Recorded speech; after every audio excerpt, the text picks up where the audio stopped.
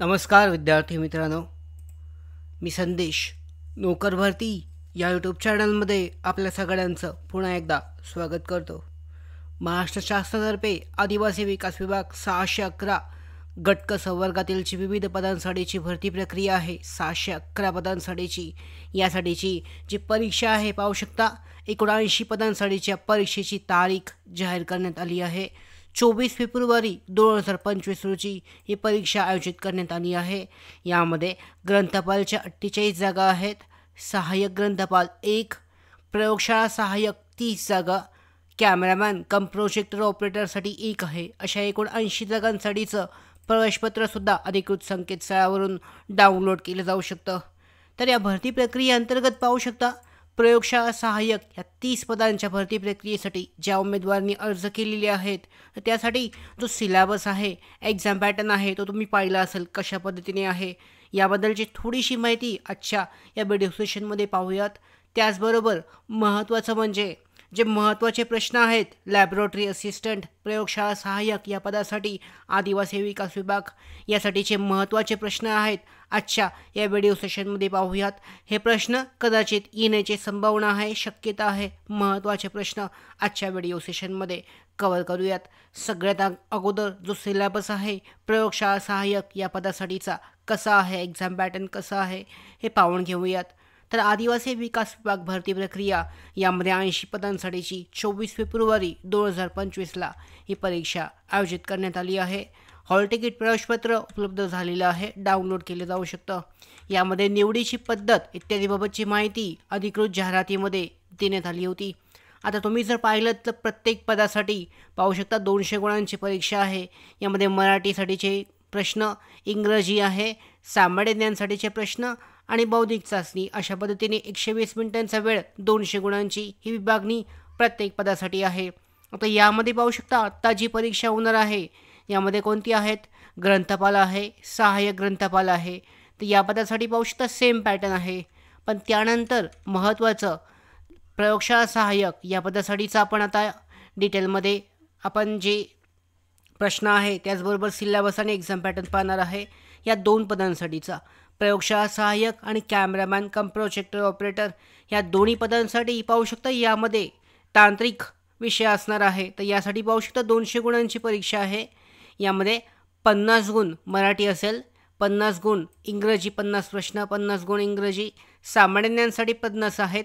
आणि इथे बौद्धिक चाचणी हा विषय नाही आहे. पाहू शकता महत्त्वाचं, बौद्धिक चाचणी हा विषय नसून 50 गुणांसाठीचं सामान्य ज्ञान या सेशनमध्ये घेतलं जाणार आहे. सामान्य ज्ञानचा विषय जो आहे यामध्ये कव्हर करण्यात आला आहे.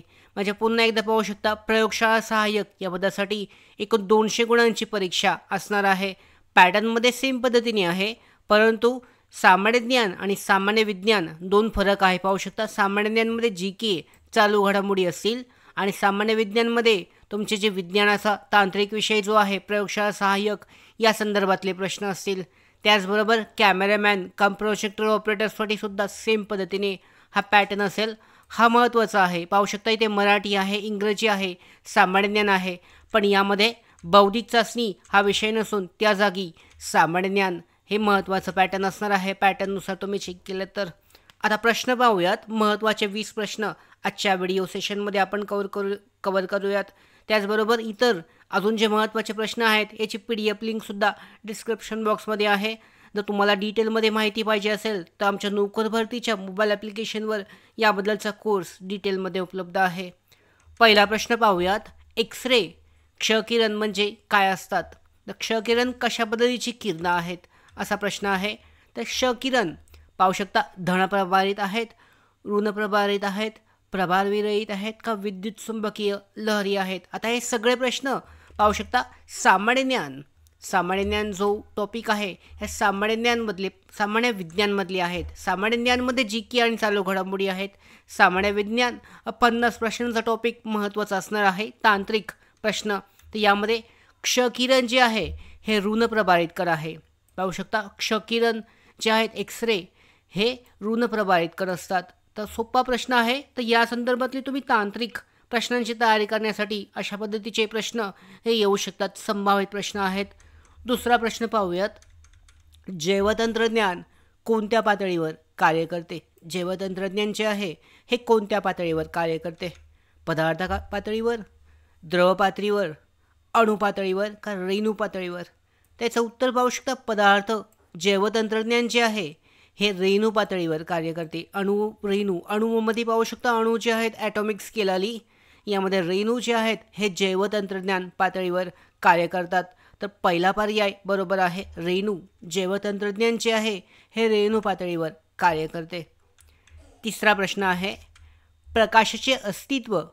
तिसरा प्रश्न, प्रकाशाचे अस्तित्व ज्या सूक्ष्म कारणांमुळे तयार होते त्या कारणांना काय म्हटले जाते? आता प्रकाश जो आहे, प्रकाशाचं अस्तित्व आपल्याला जाणवतं. तर प्रकाशाचं अस्तित्व कशामध्ये मोजलं जातं किंवा त्यांना प्रकाशाचं अस्तित्व जे आहे हे कण कोणते असतात? तर यामध्ये उत्तर आहे पाहू शकता. लाईटचे जे कण असतात, पार्टिकल्स आपण म्हणतो इंग्रजीमध्ये, हे फोटोन असतात. फोटोन म्हटलं जातं याला. इलेक्ट्रॉन, पॉझिट्रॉन, प्रोटॉन, त्यामध्ये फोटोन जे आहेत हे फोटोन हे प्रकाशाचे अस्तित्वाचे जे कण आहेत, ज्या सूक्ष्म कारणांमुळे प्रकाशाचं अस्तित्व तयार होतं त्यांना फोटोन असे म्हटलं जातं. तिसरा पर्याय बरोबर आहे. पुढचा प्रश्न, प्रश्न क्रमांक 14. भारताच्या अणुऊर्जेच्या भविष्यातील योजनेकरता लागणारे एक अणुइंधन भारताच्या समुद्रकिनाऱ्याच्या मोनोझाईट वाळूत सापडते. या अणुइंधनाचे नाव काय आहे? पाहू शकता. प्रश्न असा आहे, भारताच्या अणुऊर्जेच्या भविष्यातील योजनेकरता लागणारे एक अणुइंधन भारताच्या समुद्रकिनाऱ्याच्या मोनोझाईट वाळूत सापडते. या अणुइंधनाचे नाव काय आहे? तर याचं नाव पाहू शकता. बरोबर उत्तर थोरियम असं त्याचं नाव आहे.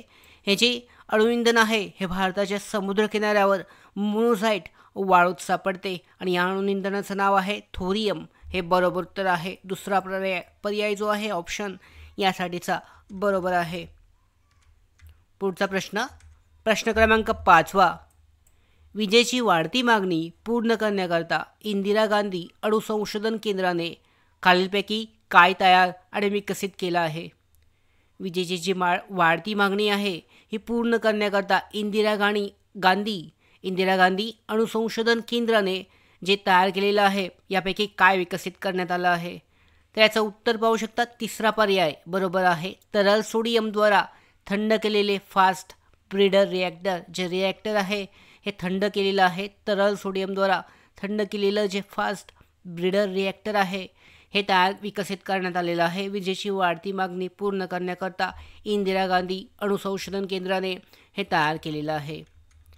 प्रश्न क्रमांक 6. आजच्या व्हिडिओ सेशनमधला प्रश्न क्रमांक 6 आहे रेणूचा आकार. आता इथे पाहू शकता. महत्त्वाचं म्हणजे मी फक्त डायरेक्टली जे प्रश्न आहेत, महत्त्वाचे प्रश्न हे घेतलेले आहेत. याच्याबद्दल जर डिटेलमध्ये विश्लेषण केलेलं नाही आहे. याचं डिटेलमध्ये विश्लेषण पुढच्या व्हिडिओ सेशनमध्ये आपण करूयात. आत्ता जे महत्त्वाचे प्रश्न आहेत हे खूपच महत्त्वाचे संभाव्य प्रश्न आहेत. यातीलच काही प्रश्न येऊ शकतात. 6वा प्रश्न, रेणूचा आकार 1 ते 100 नॅनोमीटर असणाऱ्या शास्त्राला काय म्हटलं जातं? आता यामध्ये पाहू शकता हे नॅनोमीटर जे आहेत हे किती ते किती नॅनोमीटर त्यावर ते शास्त्र अवलंबून असतं. सूक्ष्मशास्त्र म्हणजे अतिसूक्ष्म, त्याच्यानंतर विशाल, अशा पद्धतीचं म्हणजे किती नॅनोमीटरपर्यंत 1 ते 100 नॅनोमीटर आहे किंवा त्यापेक्षा 100पेक्षा जास्त आहे. तर पाहू शकता 1 ते 100 जे नॅनोमीटर आहे याला अतिसूक्ष्म, खूपच जास्त सूक्ष्म म्हणजेच अतिसूक्ष्मशास्त्र म्हटलं जातं. 100 नॅनोमीटरपेक्षा जास्त असेल तर सूक्ष्मशास्त्र असेल.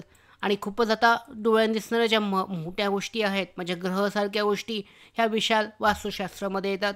तर अशा पद्धतीने रेणूचा आकार 1 ते 100 नॅनोमीटर असणाऱ्या शास्त्राला अतिसूक्ष्मशास्त्र असे म्हटले जातं. प्रश्न क्रमांक 7 आहे समस्थानिक पदार्थ डॅश डॅश या पद्धतीने वेगळे करतात. समस्थानिक पदार्थ जे असतात हे कोणत्या पद्धतीने वेगळे केले जातात?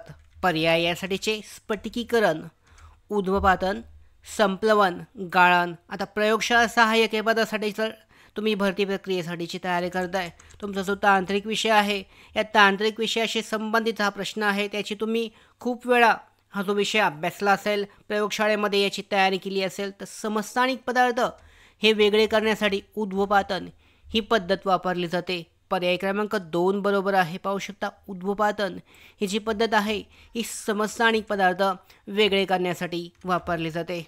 8वा प्रश्न पाहूयात. ध्वनिलहरीबाबतचा प्रश्न आहे. वटवाघळ हा पक्षी काळोखात उड्डाण करू शकतो कारण त्याच्या पंखातून डॅश डॅश निर्माण होतं. कोणत्या ध्वनिलहरी तयार होतात ज्यामुळे त्याला काळोखातून उड्डाण करणं शक्य होतं? पर्याय अल्ट्राव्हायोलेट आहे. ध्वनिलहरी, अल्ट्रासॉनिक लहरी आणि इन्फ्रारेड. तर पाहू शकता इन्फ्रारेड ही किरणी आहेत, हे उत्तर येऊ शकत नाही आहे. अल्ट्राव्हायोलेटसुद्धा किरणी आहेत, त्यामुळे तीसुद्धा येऊ शकत नाहीत. ध्वनिलहरी, तर कोणत्या ध्वनिलहरी हे माहीत असणं आवश्यक आहे. तर अल्ट्रासॉनिक लहरी ज्या आहेत ह्या तयार होतात. उत्तर पाहू शकता तिसरा पर्याय बरोबर आहे. वटवाघळ हा पक्षी जो आहे काळोखात उडू शकतो कारण त्याचं कारण आहे त्याच्या पंखातून अल्ट्रासॉनिक लहरी ज्या आहेत ह्या तयार होतात, हे त्याचं कारण आहे. प्रश्न क्रमांक 9. धातूंच्या उतकामातील छिद्रे व भेगा यांचा शोध घेण्यासाठी तसेच यंत्रामध्ये झालेली झीज अभ्यासण्यासाठी खालीलपैकी कशाचा वापर केला जातो? धातूच्या उतकामातील छिद्रे व भेगा यांचे शोध घेण्यासाठी तसेच यंत्रामध्ये झालेली झीज अभ्यासासाठी काय वापरलं जातं? पर्याय यासाठीचे अवरक्त तरंग आहेत, आधिनील तरंग, रेडिओ लहरी आणि किरणोत्सर्गी समस्थानिके. त्याचं उत्तर पाहू शकता किरणोत्सर्गी समस्थानिके जी आहेत ही धातूच्या उतकामातील छिद्रे व भेगा यांचा शोध घेण्यासाठी तसेच यंत्रामधली झालेली झीज अभ्यासासाठी किरणोत्सर्गी समस्थानिके वापरले जातात. आता तुम्ही तयारी केलेली आहे प्रयोगशाळा सहाय्यक पदासाठीची. जेव्हा आपण पेपर देतो जो पॅटर्न आहे IBPSचा पॅटर्न आहे, IBPSद्वारे परीक्षा घेतली जात आहे. आता IBPSच्या पॅटर्ननुसार पाहू शकता मराठी आणि इंग्रजीमध्ये तुम्ही तुमचा पेपर जो आहे देऊ शकता. आता यामध्ये पाहू शकता किरणोत्सर्गी समस्थानिके तुम्ही इंग्लिशमध्ये जर तुम्हाला जर अभ्यास केलेला असेल, तुम्ही तयारी केली असेल किंवा तुम्ही या अगोदरचे तुमचे जे पेपर आहेत किंवा तुमची जी पदवी आहे ही इंग्लिशमधून झालेली असेल तर तुम्हाला इंग्लिश जास्त चांगलं बरं पडू शकतं. तर किरणोत्सर्गी समस्थानिके म्हणजे काय, तुम्ही इंग्लिशमध्ये आहे पेपर जो इंग्लिशमध्ये चेक करून किरणोत्सर्गी समस्थानिके म्हणजे इंग्लिशमध्ये काय म्हटलं जातं हे चेक केलं जाऊ शकतं आणि त्या पद्धतीने उत्तर देणं सोपं पडू शकतं. या पद्धतीचे प्रश्न तुम्ही इंग्लिशमध्ये जास्त चांगल्या पद्धतीने सोडवू शकता. मराठी आणि इंग्लिश दोन्ही असणार आहे. इंग्लिश समजलं तर इंग्लिशमधून करू शकता, मराठी समजलं तर मराठीमधून केलं जाऊ शकतं. पुढचा प्रश्न पाहूयात. 9वा प्रश्न झालेला आहे. 9 प्रश्न आत्तापर्यंत झालेले आहेत. 10वा प्रश्न. पुढचा प्रश्न पाहण्या अगोदर महत्त्वाची माहिती. आदिवासी विकास विभाग भरती प्रक्रिया जवळजवळ 611 पदांसाठीची भरती प्रक्रिया आहे. पहिल्या टप्प्यामध्ये काही पदांची भरती प्रक्रिया पूर्ण झाली आहे, लिपिक, टंकलेखक इत्यादी पदांसाठीची. आता जो दुसरा टप्पा आहे या दुसऱ्या टप्प्यामध्ये प्रयोगशाळा सहाय्यक, ग्रंथपाल, त्याचबरोबर कॅमेरामॅन इत्यादी पदांसाठीची ही परीक्षा 24 फेब्रुवारी 2025 रोजी होणार आहे. त्याचबरोबर तिसऱ्या टप्प्यामध्ये राहिलेल्या पदांची भरती परीक्षा पूर्ण होईल. आता या सगळ्या पदांची भरती परीक्षेची तयारी करण्यासाठी आम्ही पॅटर्ननुसार ऑनलाईन टेस्ट सिरीज आणि कोर्स जो आहे ही ईबुक लॉन्च केला आहे. हा पॅटर्न IBPS पॅटर्नवर आधारित असून यामध्ये रिझनिंग आहे, इंग्लिश आहे, सामान्य ज्ञान आहे, मराठी हे सगळे सेक्शन कव्हर केले आहेत. टॉपिकनुसार PDF फाईल्स यामध्ये उपलब्ध आहेत. नवनवीन सराव प्रश्नपत्रिका अपलोड केल्या जातात. सब्जेक्ट वाईज प्रश्न आहेत आणि 10 फुल लेंथ टेस्ट सिरीजसुद्धा उपलब्ध आहेत. फक्त 49 रुपयामध्ये हा कोर्स उपलब्ध आहे. नोकर भरतीचं मोबाईल ॲप्लिकेशन डाउनलोड केले जाऊ शकते. याची लिंक आहे डिस्क्रिप्शन बॉक्समध्ये, चेक करू शकता आणि त्या पद्धतीने या भरती प्रक्रियेसाठीची तयारी केली जाऊ शकते. पुढचा प्रश्न पाहूयात या व्हिडिओ सेशनमधला. प्रश्न क्रमांक 10वा. अब्जांशी तंत्रज्ञानाचा विकास. पाहू शकता अब्जांशी तंत्रज्ञानाचा विकास रेणूच्या डॅश डॅश दरम्यान समाविष्ट आहे. आता मग अशी सांगितल्या पद्धतीने किती नॅनोमीटर म्हणजे त्या पद्धतीने जे रचनाशास्त्र असतं म्हणजे यामध्ये सूक्ष्मशास्त्र आहे, त्याचबरोबर अतिसूक्ष्म, विशाल या पद्धतीने नॅनोमीटरमध्ये त्याची मोजणी केली जाते. तर अब्जांशी तंत्रज्ञानाचा विकास जो आहे हा कोणत्या रेणूंच्या दरम्यान समाविष्ट आहे? 1 ते 100, 100 ते 1000, 50 ते 500, 500 ते 1000 नॅनोमीटर.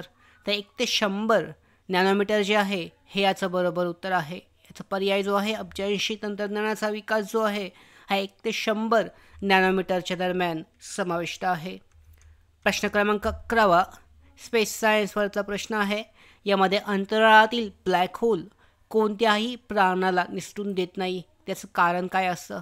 जो अंतराळातील जो ब्लॅक होल असतो, पाहू शकता अशा पद्धतीने जो ब्लॅक होल असतो, याचं कारण काय आहे की बाजूच्या प्राणाला निसटून दिलं जात नाही. बाजूचे जे तरंग असतात, पार्टिकल असतात, इंग्रजीमध्ये पार्टिकल्स म्हणू शकतो, प्रारण असतात, जो वातावरण असतं त्याला निसटून दिलं जात नाही. याचं कारण काय असतं?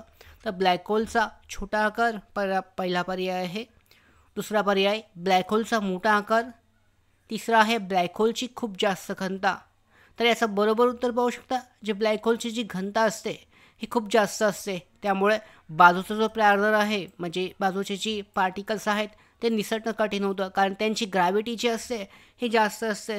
आणि जास्त ग्रॅव्हिटीमुळे, मग घनता जास्त असल्यामुळे ग्रॅव्हिटी जास्त असते, आणि जास्त ग्रॅव्हिटीमुळे जे बाजूचे जे प्रारणं आहेत त्यांना निसटणं कठीण होतं. तर या पद्धतीने याचं उत्तर आहे ब्लॅक होलची खूप जास्त घनता ही कारण असतं. प्रश्न क्रमांक 12. अणुभट्टीतील शृंखला अभिक्रियेला नियंत्रित करण्यासाठी काय वापरलं जातं?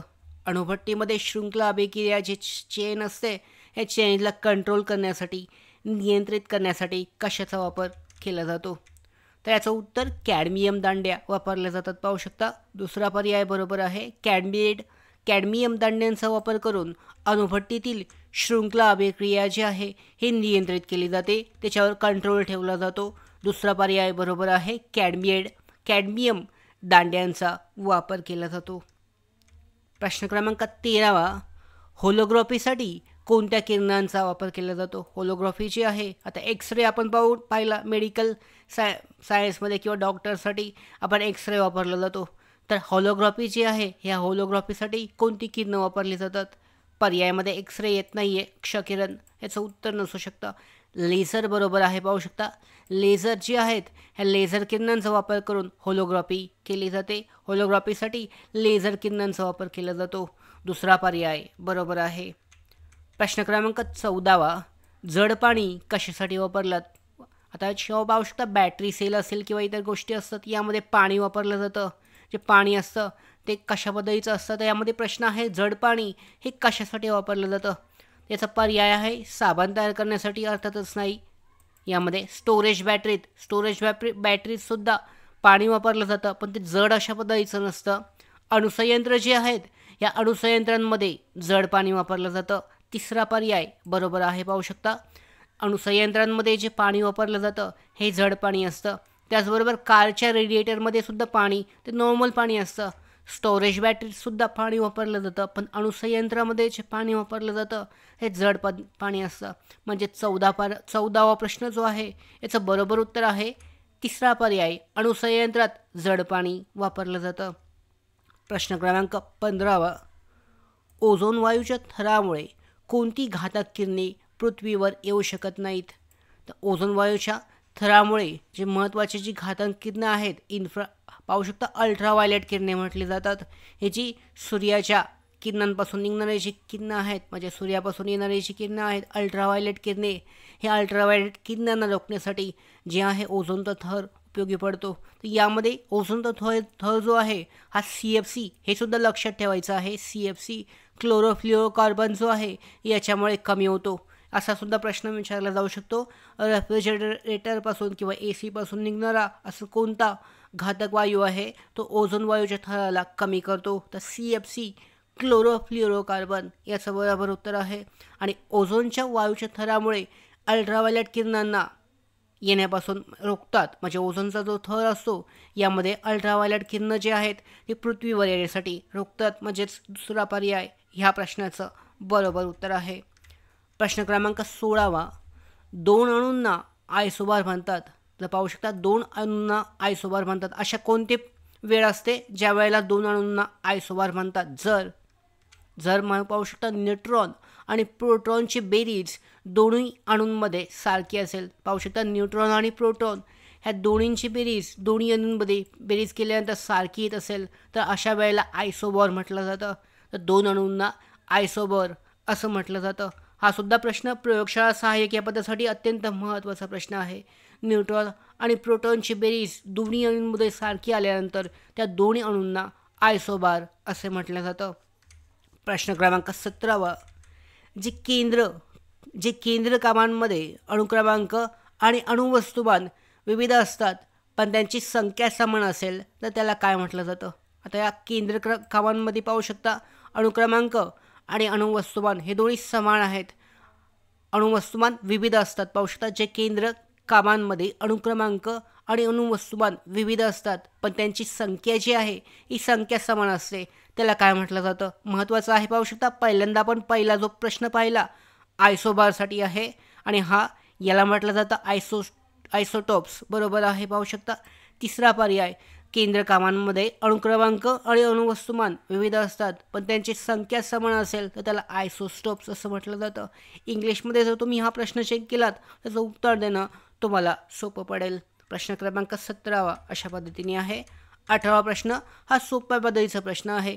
कोणत्याही परीक्षेमध्ये अशा पद्धतीचे प्रश्न विचारले जाऊ शकतात. दुधाचे दही केल्यास कोणते आम्ल तयार होते? दुधाचं दही केल्यानंतर जे आम्ल तयार होतं त्या आम्लाचं नाव काय आहे? ॲसिड तयार होतं त्याचं नाव काय आहे? तर उत्तर आहे लॅक्टिक ॲसिड. बरोबर आहे. पाहू शकता दुधाचं दहीमध्ये रूपांतर केल्यानंतर लॅक्टिक ॲसिड हे आम्ल तयार होतं. पर्याय क्रमांक 2 बरोबर आहे. प्रश्न क्रमांक 19 रासायनिक संयुगांचे सर्वात लहान एकक कोणते? जेव्हा रासायनिक संयुगे असतात या रासायनिक संयुगांचे जे सर्वात लहान एकक आहे प्रयोगशाळा सहाय्यक पदासाठी बेसिक म्हणायला गेलो तर हा बेसिकसाठीचा सगळ्यात महत्त्वाचा प्रश्न आहे. असे प्रश्नसुद्धा विचारले जाऊ शकतात. तर रासायनिक संयुगांचे सर्वात लहान एकक जे असतं हे मोलक्यूल आहे. पाहू शकता मोलक्यूल याचं बरोबर उत्तर आहे. मोलक्यूल्स जे आहेत हे रासायनिक संयुगांचे सर्वात लहान एकक आहेत. यामध्ये इलेक्ट्रॉन जो आहे हा पाहू शकता मूळ कण म्हटला जातो, म्हणजेच एलिमेंटरी, इंग्लिशमध्ये एलिमेंटरी म्हटलं जातं. मूळ कण इलेक्ट्रॉन म्हटला जातो. यानुसार रासायनिक संयुगांचे सर्वात लहान एकक मोलक्यूल हे बरोबर उत्तर आहे. यासाठीचं 19वा प्रश्न आहे याचं उत्तर आहे पर्याय क्रमांक 4 मोलक्यूल बरोबर आहे. प्रश्न क्रमांक 20 साखर तयार करताना खालीलपैकी कोणते बाय प्रोडक्ट तयार होते? आता साखरेची निर्मिती करताना जे वेस्टेज म्हणू शकता किंवा बाय प्रोडक्ट तयार होतं यामधून पाहू शकता कोणतं प्रोडक्ट तयार होतं साखरेची निर्मिती करताना? तर इथिल अल्कोहोल. महत्त्वाचं आहे. पाहू शकता बहुतांश वेळा याचं उत्तर चुकतं. अल्कोहोल असतंच पण इथिल, मिथिल त्याचबरोबर ॲरोटिक ॲसिड आहे आणि इथिलीन. तर याचं उत्तर आहे साखर तयार करताना जे बाय प्रोडक्ट तयार होतं त्याचं नाव आहे इथिल अल्कोहोल. बरोबर आहे. पर्याय क्रमांक 2 बरोबर आहे. इथिल अल्कोहोल याचं उत्तर आहे. तर अशा पद्धतीने आदिवासी विकास विभाग भरती प्रक्रिया. आता हा पॅटर्न आहे IBPSचा. तर IBPSच्या पॅटर्न अंतर्गत जे महत्त्वाचे प्रश्न आहेत आजच्या या व्हिडिओ सेशनमध्ये 20 प्रश्न आपण कव्हर केले आहेत. प्रयोगशाळा सहाय्यक, लॅबोरेटरी असिस्टंट ह्या पदासाठी याच पद्धतीचे अजून महत्त्वाचे प्रश्न आपण पुढच्या व्हिडिओ सेशनमध्ये पाहूयात. त्याचबरोबर या पद्धतीचे पाहू शकता महत्त्वाचं म्हणजे याचे जे PDF लिंक आहेत डिस्क्रिप्शन बॉक्समध्ये आहेत. जास्तीत जास्त प्रश्नांचा सराव करण्यासाठी जास्तीत जास्त प्रश्न आमच्या नोकर भरतीच्या मोबाईल ॲप्लिकेशनवर उपलब्ध आहेत. बाकीच्या जे पदे आहेत, बाकीची जी वेगवेगळी पदे आहेत, सहाय्यक ग्रंथपाल आहे, त्याचबरोबर इतर जे विविध पदे आहेत यांची तयारी करण्यासाठी सुद्धा जे महत्त्वाचे जे PDF नोट्स आहेत ह्या उपलब्ध आहेत, चेक केले जाऊ शकतात. अशा पद्धतीने आदिवासी विकास विभाग भरती प्रक्रियेसाठी तयार केली जाऊ शकते. या भरती प्रक्रियेसंदर्भातली पुढची महत्त्वाची अपडेट मिळवण्यासाठीच नोकर भरतीच्या यूट्यूब चॅनलला सबस्क्राईब करा.